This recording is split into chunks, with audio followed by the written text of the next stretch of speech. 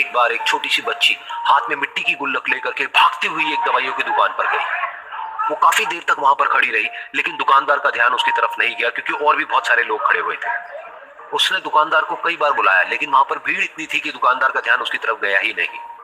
और फिर उस बच्ची को थोड़ा सा गुस्सा आया तो उसने अपनी मिट्टी की गुल्लक लेकर के वही काउंटर पर जोर से रख दी, जिसके बाद में जो दुकानदार था और जितने भी लोग खड़े थे वो सब उस बच्ची की तरफ देखने लग गए। और फिर उस दुकानदार ने उस बच्ची से पूछा, बेटे आपको क्या चाहिए? तो वो बड़े ही भोलेपन से बोली कि मुझे एक चमत्कार चाहिए। ये सुनकर के दुकानदार को कुछ समझ नहीं आया, ना ही वहां पर जो लोग थे उनको कुछ समझ में आया, और सब उसकी तरफ देखने लग गए। फिर दुकानदार ने बोला, बेटे चमत्कार तो यहाँ पर नहीं मिलता है।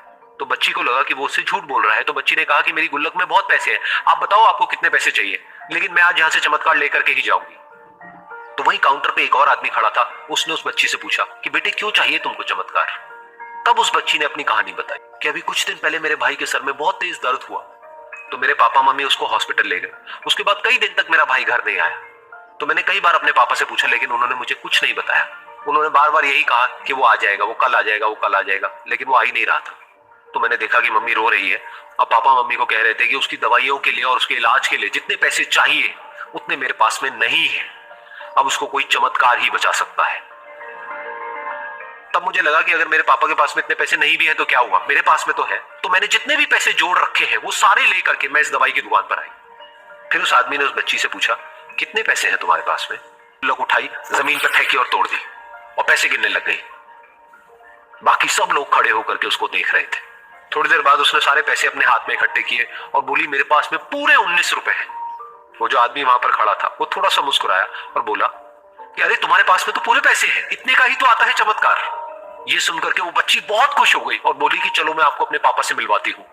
बाद में पता लगा कि वो आदमी कोई आम आदमी नहीं था, बल्कि एक बहुत बड़ा न्यूरोसर्जन था, और उसने सिर्फ 19 रुपए में उसके भाई की सर्जरी करी, और कुछ ही दिन बाद वो ठीक होकर के घर वापस आ गया। फिर कुछ दिन बाद वो बच्ची, उसका भाई, उसके पापा, उसकी मम्मी चारों एक साथ बैठे हुए थे और बात कर रहे थे। उसके पापा से पूछा कि आप तो बता दो ये चमत्कार आपने किया कैसे?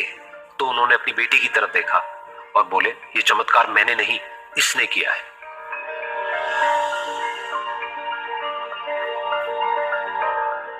तो यहां पर एक बहुत बड़ी बात है जो हम उस छोटी सी बच्ची से सीख सकते हैं कि जिंदगी में कभी कभी ऐसा होता है कि हमको कोई रास्ता नजर नहीं आ रहा होता है और हम लोग हिम्मत हार जाते हैं।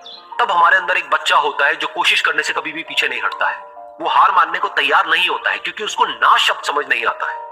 वो बच्चा जिसके लिए कुछ भी नामुमकिन नहीं है, क्योंकि वो हर हाल में कोशिश करता ही रहता है।